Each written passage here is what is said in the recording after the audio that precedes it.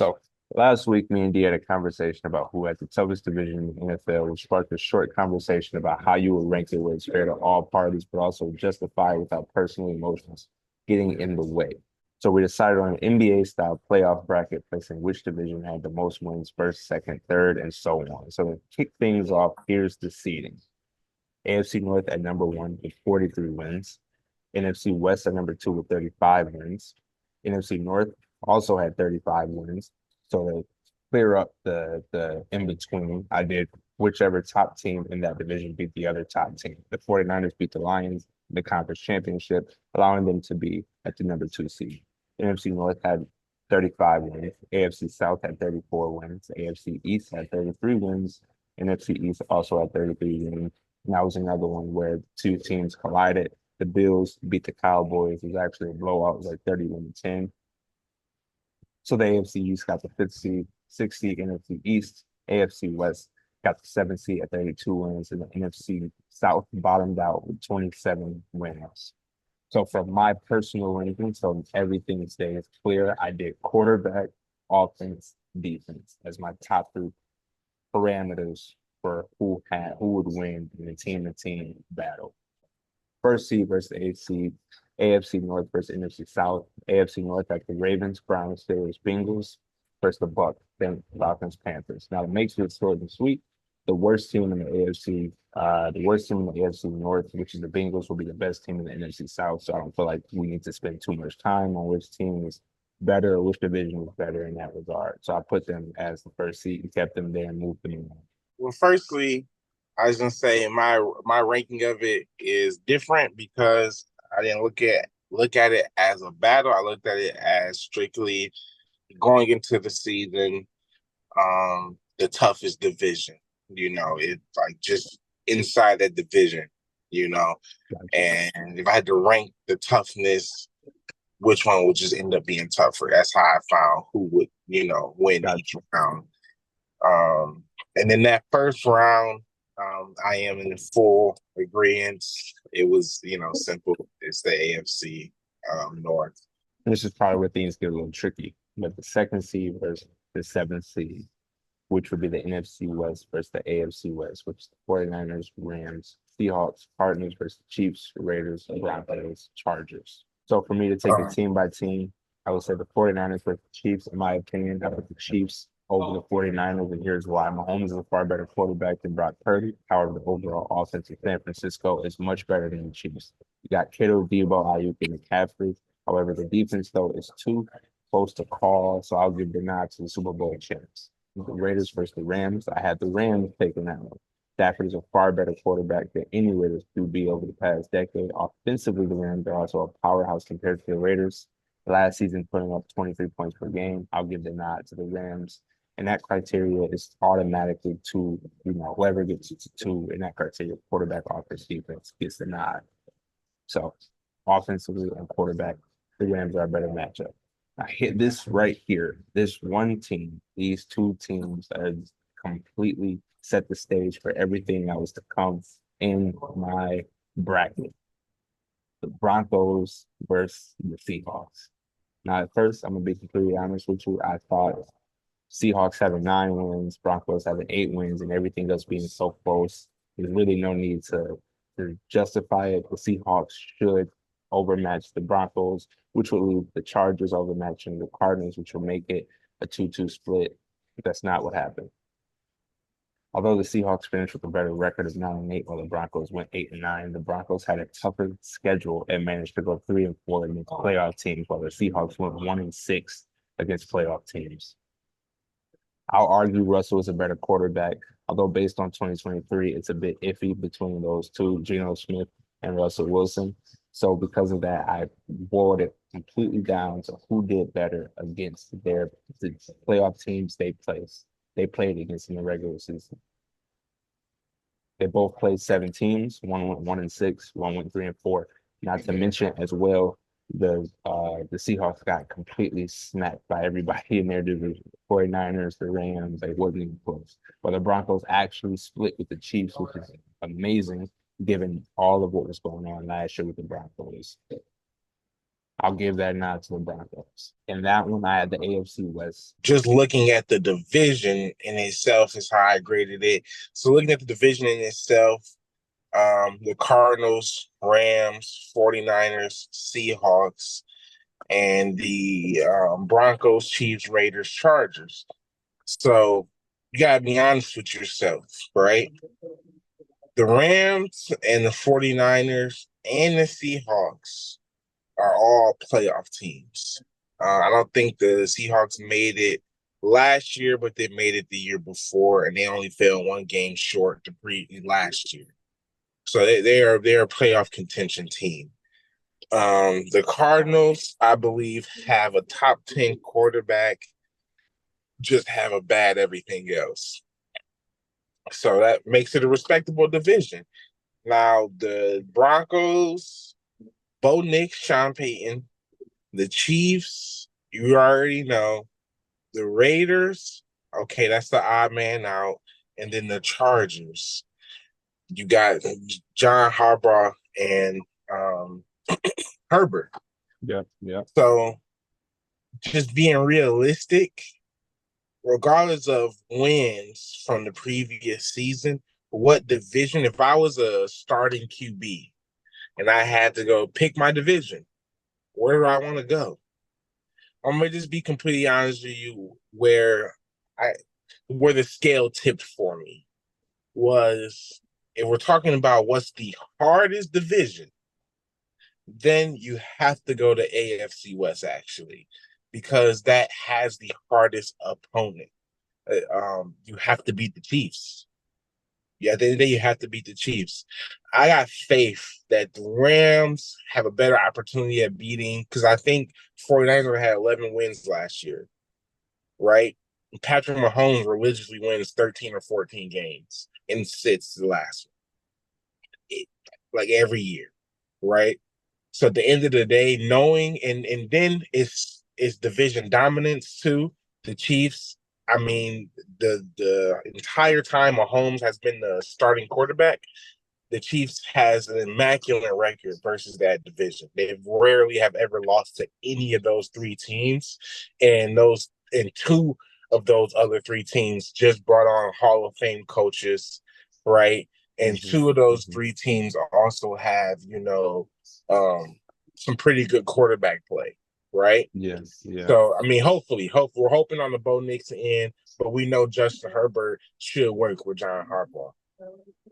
So I actually did go with the AFC West in that round, which, like I said, it was a tough choice. However, it kind of just boiled down to the Mahomes effect. That's the toughest team to beat. That's the toughest team to get through in that situation, thus making it the toughest division. I don't know why Russell Wilson hadn't even went to that division. I completely agree with your point. And I do want to say this too, as a side note, just to no disrespect to the Chargers or the Cardinals. I know they were the two bottom out teams in their divisions, but one thing must be said about Kyler Murray. He's a lot better than he's been portrayed to look, and I'll vouch for that. What I've seen him do with what he's had to work with is special, truthfully, and he's undersized. Now, everything else the Chargers have in terms of offense and defense does beat the Cardinals, so with no reason to really talk about that, but Kyler Murray is something to watch out for. Third seed versus sixth seed. And this one's a personal favorite, right? It's NFC North versus the NFC East. Kicking it off, the Lions versus Cowboys. Although the Cowboys beat the Lions to close out the year, both teams went 12-5 and won their division. When it comes to quarterback, Jared Goff has accomplished more in the playoffs than Dak Prescott. You could even say Jared Goff has better intangibles than Dak. And that's what led to the success of the quarterback, having taken two teams to the conference championship and one to the Super Bowl. Dak Prescott, based on sheer talent, however, is a better quarterback than Jared Goff. My nod at quarterback goes to Jared Goff simply for the fact that Goff has done for two teams, but the Cowboys have prayed that can do just one season, which is win the Super Bowls. Although technically the Cowboys scored more points per game than the Lions, 27 points per game to 26.6 points per game. Outside of CeeDee, who do you actually fear as a playmaker for Dallas? Compared to the Lions, where you have Gibbs, St. Brown, and Laporta backed up by a stout O-line and a quarterback who consistently delivers. Defensively, the Cowboys ranked top 5 last season compared to a Lions team that in big games had trouble stopping the pass and sacking the quarterback. The Lions have my nod by a slim margin. Packers versus the Eagles. Ironically, these two teams had a parallel trajectory. The Eagles started the year off scorching, going 10-1. They played it out, while the Packers started the year off rocky and landed on smooth terrain, going 7-1 the last half of their year. My QB9 goes to Jalen Hurts. There isn't much either QB can't do that the other can do. However, Hurts has taken his team to the Super Bowl, which is something Jordan Love has yet to do. Offensively, the Eagles had the lead in a chokehold last year, putting up 24 points per game, making top 10 in the league. My nine goes to the Eagles. Vikings versus the Giants. Vikings, using common sense, the Vikings are the better team. Up until Kirk Cousins got injured last season, the team was on pace to be one of the best teams in the league and somehow still managed to finish a respectable schedule with 7 wins. Bears versus the Commanders. Bears. Simply put, with all of the problems plaguing the Bears, they still managed 7 wins while the Commanders finished with 4. NFC North has my nod for that. Listen, all right, this one was honestly a walk in the park, in my opinion. All right. You have obviously the Lions, the Packers, Yeah. Vikings, and Chicago. Okay. Chicago is stacked right now. All right. If Caleb Williams was Bo Nix, I would still have some concerns. Yeah. And it's Caleb Williams. You know, Jordan Love already proved what he could do, right?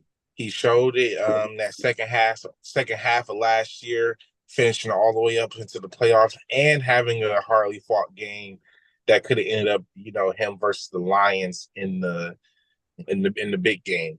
So I think, that alone, says a lot. And then you have the Lions at the very top. I won't really speak on the Vikings because of their unfortunate situation, prayers to JJ.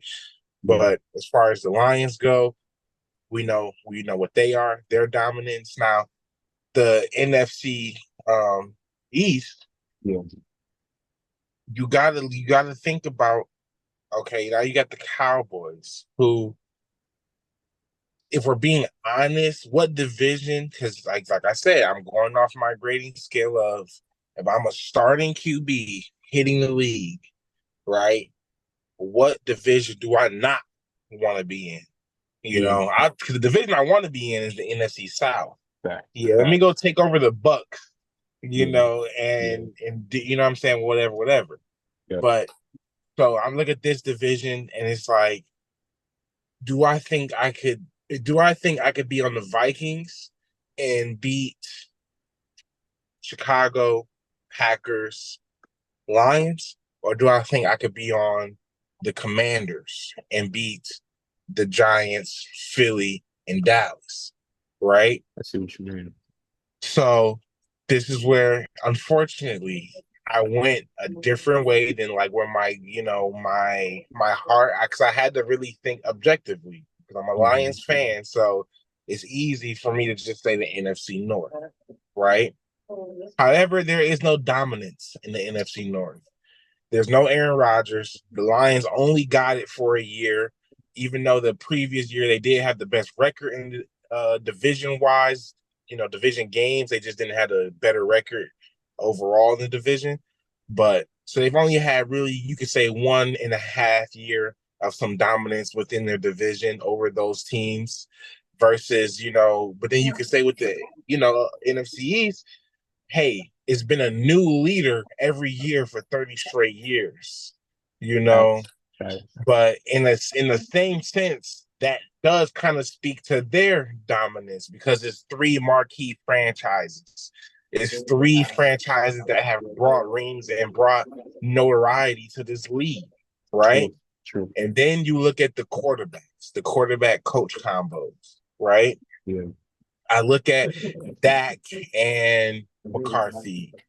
I look at, Jalen and Sirianni, and then everything that the NFC North has, That was Kellen Moore too with the Eagles. You know what I'm saying? So like I really went back and forth. So where did the scale tip for me in this situation, right? The scale tip for me was, there's no Super Bowl winning coach and no Super Bowl winning quarterback in the NFC North. There's no Super Bowl winning quarterback in the NFC East either. However, there's a Super Bowl winning coach. That I do want to say I feel like also gets disrespected because of how sometimes when Aaron Rodgers switches on you, now you're the butt of every joke and you're the butt of everything. But you were hot stuff when we were getting MVPs and winning and after we won that ring. So I got to give some credit to McCarthy, Dallas, Eagles. You know what I'm saying? It was just a few years ago. There's players on that team that was on that team that won that ring. Like when I look at not just the history, but like I said, man, if I'm a new quarterback, I kind of rather go take over the Vikings and say I could beat these guys or Chicago. You could either of the worst teams. I'd rather take over that and say, well, the Lions. Hey, history tells me I'm going to get some. And that's against any of those teams. You take because now you got Rodgers gone. But Dallas and Philly, I don't know if you just taking, New York or Commanders and you're feeling confident that you can win those games versus Dallas and Philly. And that's why I ended up actually taking the NFC East. That was a scale tipper for me. I respect it. The funny thing was, we reached the same conclusion, just in two different ways. Like for me, the NFC North originally, I actually had the Cowboys beating Lions out because of Dak's sheer talent at quarterback versus Jared Goff's talent at quarterback. So moving on, that's interesting now. Now you got the NFC East there. Everything else after this is going to be different. So when it comes to the AFC South versus the AFC East, we have the Texans, Jaguars, Colts, Titans, Bills, Dolphins, Jets, Patriots. So Bills versus Texans. These extra hours a lot of things, but being better than Josh Allen at this point in his career is not winning. Josh Allen gets the nod for me here. Offensively, looking at last season, the Bills were top 10 offense, averaging 25 points per game. Therefore, based on my criteria, the nod for these two teams goes to the Bills. Dolphins versus Jaguars. When it comes to the quarterback, when I goes to Tua, it's not as far as part people may think between Trevor Lawrence and Tua, but it's not that close either. Tua without Tyreek was 16-8 in his career, which is pretty impressive. Offensively last season, the Dolphins were top 2, tied with the Ravens. Why not goes to the Dolphins? And I was putting up 27 points per game, over 27 points, 27.5 points. Jets versus Colts, Jets. I'm not disrespecting the coach of the way when I picked the Jets. However, when it comes to quarterbacks, we can all agree an injured Aaron Rodgers looks better on the depth chart than any quarterback that's on the court. No disrespect to Anthony Richardson because he balled out last season. I don't want to spend time dissecting who's got the better offense. Just know the Jets had the number one defense last season. Without Aaron Rodgers, they still managed 7 wins. And that's a landslide because Jets, Bills, Dolphins. So it's no need to discuss the Patriots or the Titans, yeah, that's kind of a wipeout. They're both complete trash. Yeah. I must say, we end up in agreement. No matter how you really want to look at it, from your scale or my scale, right? The way they line up, that the AFC East has been a tough division for a long time. All right, even post Brady. It's been a tough division because you have Josh Allen in there, Tua and Reek, and now you just throw Aaron Rodgers in that mix. Versus, come on, we don't even have to list it all off. You guys are riding CJ Stroud's coattails over there. Facts. And that's Anthony Richardson. Yeah, he did ball out, but he balled out in like 4 games, so we don't really know yet. I believe he will be good, but I believe it also will take time. So that one, at the end of the day, like I said, you look at yourself, I'm a starting QB coming in. I'd much rather go into a division that has been wide open for a long time versus the division that has been basically dominated by the Patriots for 2 decades and the Bills since. Facts. And the Dolphins right behind them. You know what I'm saying? And they're a hard team to beat. Even in their bad years, they're a hard team to beat, right? We watched Ryan Fitzpatrick do things that it's just like, man, like if you repeated this on a regular basis, like facts. You get 300 million. But yeah, so that's a wipe on that one. AFC East. So I'm gonna go ahead and move on. Now we have the first seed versus the fifth seed. This is where everything after this, because you picked the Cowboys division, yours, everything after this is gonna be totally different. But for me, I had the first seed versus the fifth seed, which is the AFC North versus the AFC East. The Ravens versus the Bills. Of course, I had the Ravens taking that. The Ravens absolutely demolished the Bills in every regard. At quarterback, when they drafted better than Josh Allen, it's not a crazy discrepancy, but neither quarterbacks have been I've seen the Super Bowl. However, Lamar has two MVPs and has seen the conference championship, which Allen has not. Offensively, last season, the Ravens were top two, averaging over 27 points per game, also being a top five defense. My nod goes to the Ravens. Browns versus the Dolphins. My nod goes to the Browns. It's close, but it's not fair to Joe Flacco to judge him off of that year when you have to judge his whole career. And in his career, Joe Flacco's proven more, including the Super Bowl ring with the Baltimore Ravens. Offensively, it's not really an argument. The Dolphins was tied with the Baltimore Ravens, averaging 27 points per game, but not to disrespect the Browns, who reported the number 10 spot with 22 points per game. Defensively, however, the Browns were the top five ranked defense. My nine goes to the Browns. Steelers versus the Jets. This one is close. Both teams are looking forward to put last year behind them at the quarterback position. The Jets did outdo them defensively, ranking number one last year. However, both teams had their issues offensively. The Steelers were still able to have a winning record of 10 wins compared to the Jets' 7, which is in large part thanks to Mike Tomlin, of course. But aside from the winning record, they also still made the playoffs, which cannot be overlooked. I will give this one to the Steelers. Therefore, I got the AFC moving on. Right. And likewise, I have the AFC North moving on. I have them versus the AFC East, which ours is actually the same in that nature. Okay. Cool. With the Bills, Jets, all those guys. At the end of the day, it kind of goes back to the previous one. When you look at that grading scale, the AFC North is just a very tough division to win over. When you look at it, realistically, you basically have four teams that are tough matchups. You have four teams that can be in the playoffs. You have four teams that, basically have great coaching. You have four teams that have good quarterbacks. Want to call Russell a good quarterback. You know what I'm saying? If not, however you want to look at it, the coach ends up having a winning season. So it's a Hall of Fame coach. So, what I'm saying? Like, it's just insane. The Browns have put together a pretty good team every year since Baker damn near. They've stayed pretty consistently, like, solid. Kevin, obviously, their coach, is not a Hall of Fame coach, but he was coach of the year, and they still do have Deshaun Watson. And, there's just no topping that in this discussion versus the AFC East. So moving on, the NFC North versus the AFC West. So we have Lions, Packers, Vikings, Bears versus Chiefs, Raiders, Broncos, Chargers. Now for me, the Lions versus Chiefs, I have the Chiefs.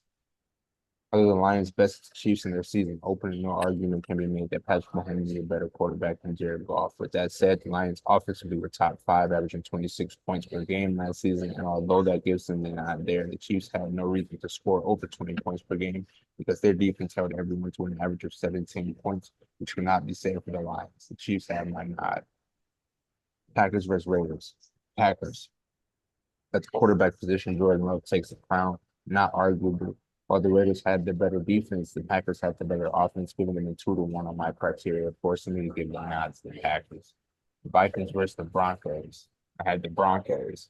Again, it's unfortunate Kirk Cousins went down while he was on the pace for one of the best seasons of his career. Russell Wilson gets my vote of approval to this spot. Denver ranked ahead of Minnesota in terms of points per game as well. My nod goes to the Broncos. Bears versus Chargers. At the QB position, it's a tough argument to say which Justin is better given what they've had to work with, but that's what I'll stake this argument on. If you give Justin Fields the same note as Justin Herbert, I believe he gets the Chargers 7 games instead of 5. Offensively, the Bears ranked ahead of the Chargers by a small margin, averaging just 1 more point. Defensively, the Bears also ranked ahead of the Chargers, forcing me to give the nod to Chicago, making this a 2-2 split, forcing me to give the go-ahead to who's top team and furthest in the playoffs, which was the Chiefs. Therefore, I got the AFC West moving on. Yeah, and mine was the AFC West, Mahomes and them, versus the NFC East, Cowboys, Philly, which Yeah. I believe is actually a better matchup than even the NFC North when you really look at it. And that's why I Yeah. ended up even choosing the NFC East. But mine kind of boils down uh, similar to yours, but not, because I'm actually going with the NFC East in this debate. Mm.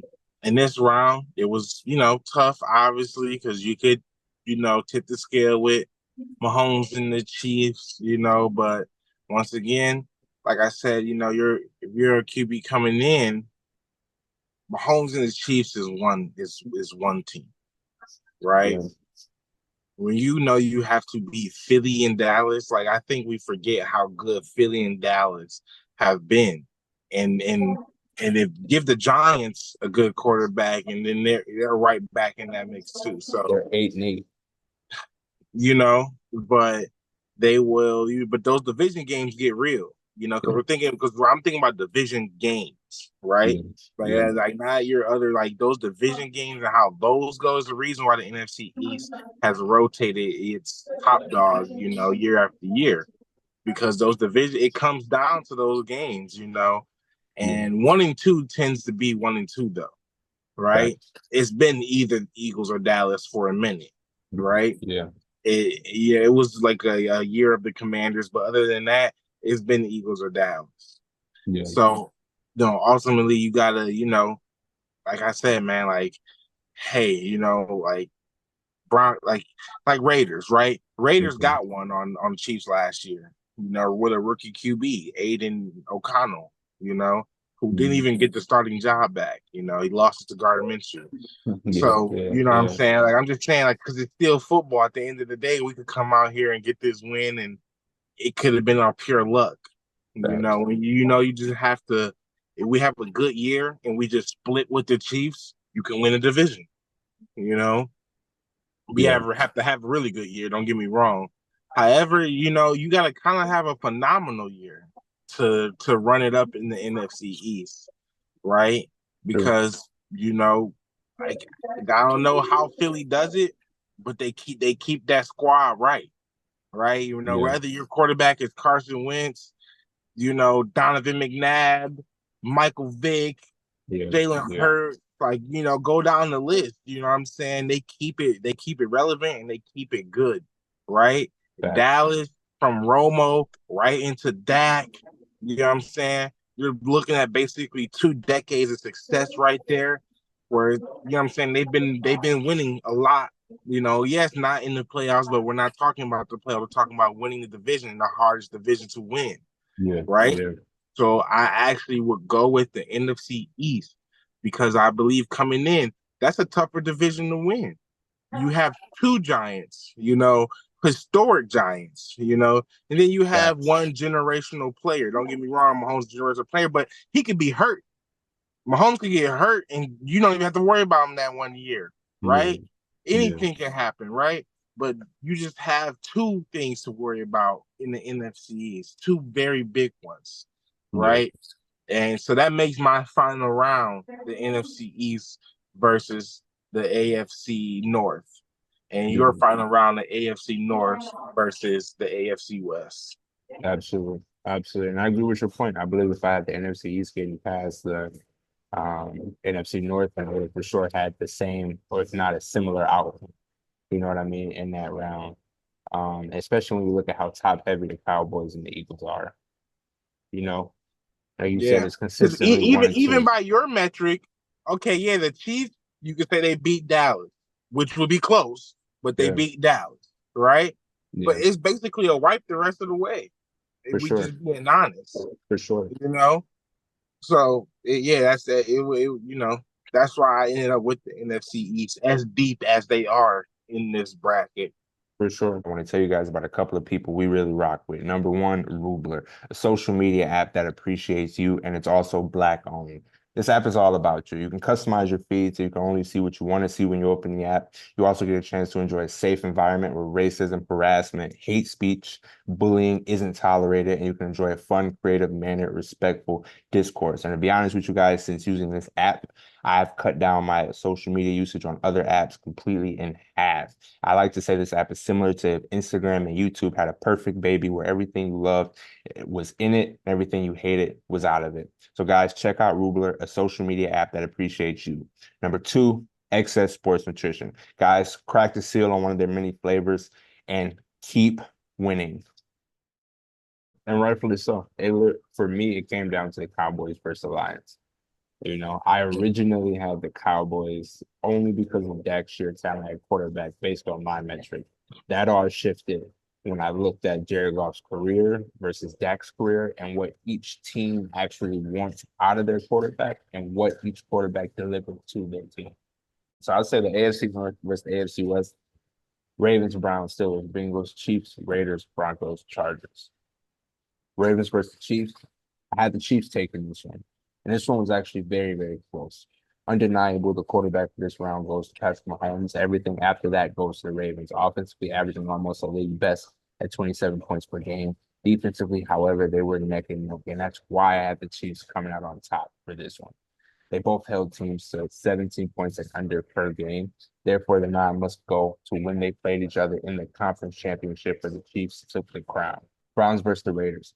The Browns. At the quarterback position, Joe Flacco gets my nod, and while offensively the Browns ranked top 10 in points per game, averaging 22, the Browns slide past the Raiders for 2-1 on my criteria list in terms of quarterback and offense. Steelers versus the Broncos. The Broncos. While ironically Russell Wilson is now a member of the Steelers organization, last season he ranked as a better quarterback than Kenny Pickett. Defensively, Pittsburgh held teams to under 20 points per game, while offensively Denver averaged 21 points per game. Denver gets my nod. Bengals versus the Chargers. The Bengals. Not much needs to be said about Joe Cool or Justin Herbert. We all know Burrow is the better quarterback there. Cincinnati, with an injured Joe Burrow, still averaged over 21 points per game, giving them the advantage both at quarterback and offensively, making this a landslide for the Bengals. So it's a 2-2 split for me. This comes down to which top team made it furthest in the playoffs, which goes to Kansas City who won the Super Bowl, making the AFC West the hardest division to play in. Hey, well, beautiful analysis once again. My final matchup was the AFC North and the NFC East. This one, unfortunately, which honestly, every matchup versus the AFC North, unfortunately, was a landslide in my opinion. Regardless of how the bracket was going to end up, there was no matchup amongst the entire league, in my opinion, that honestly matched up with the AFC North. So for me, it's the dominance. At the end of the day, I feel like you said it in your dialogue, which was, hey, Broncos split, Raiders split, Chargers out of all those three teams often do get the split, more than the Broncos and the Raiders do since Mahomes been the starter. And, and truthfully, when they play them, it kind of reminds you of kind of looks like the Bengals versus the Chiefs when Justin Herbert goes up against Mahomes. So, that's what gives me hope about him too, now that he has John Harbaugh. But that, so for me, like I said, man, I'm looking at myself. I'm a rookie QB coming in, or I'm a QB coming into a division. I don't even know where to begin, when it comes to the challenges of what you have to go through to win the AFC North. And that's why I feel like Lamar is also the second best quarterback. Because at the end of the day, whatever you want to say about Joe Burrow, I don't think he's won that division yet. Not with Lamar playing. Just being honest, right?